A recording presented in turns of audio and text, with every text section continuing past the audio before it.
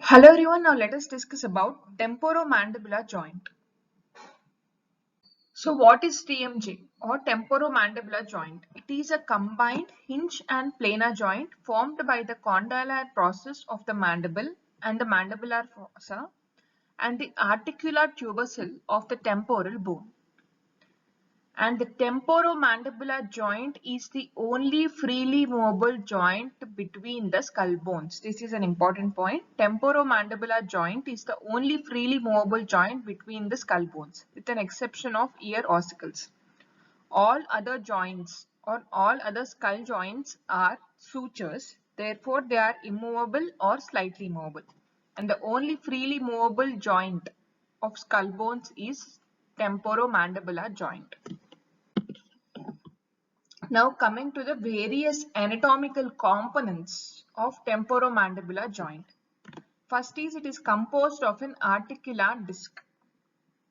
Articular disc is nothing but the fibrocartilage disc that separates the synovial cavity into superior and inferior compartments, each with synovial membrane. Articular discs separates the synovial cavity into superior and inferior compartments. The next is articular capsule. It is a thin, fairly loose envelope. Next is lateral ligament. The lateral ligament is covered by the parotid gland and it helps to strengthen the joint laterally and prevents displacement of the mandible. So what is the ligament that prevents the displacement of the mandible in temporomandibular joint is lateral ligament. Lateral ligament prevents the displacement of mandible and it strengthens the joint laterally. The next is splenomandibular ligament. Thin band that extends inferiorly and anterior from the spine of the sphenoid bone to the ramus of the mandible. The next is stylomandibular ligament.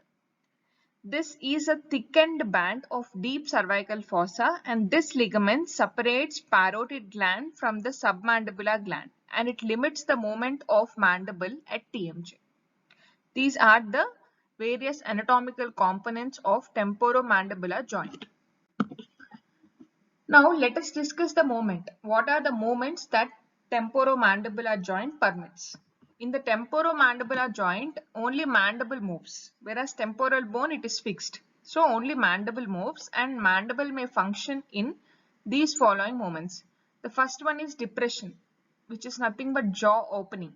Depression is nothing but inferior movement of the body part. That is jaw. Whenever the jaw opens, there will be inferior movement of the body part.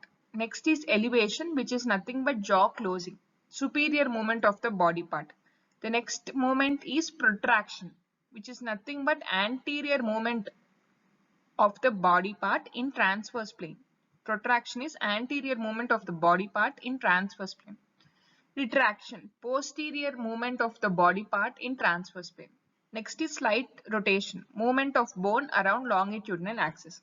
So what are the movements that temporomandibular joint may perform are depression, elevation, protraction, retraction, slight rotation and lateral displacement.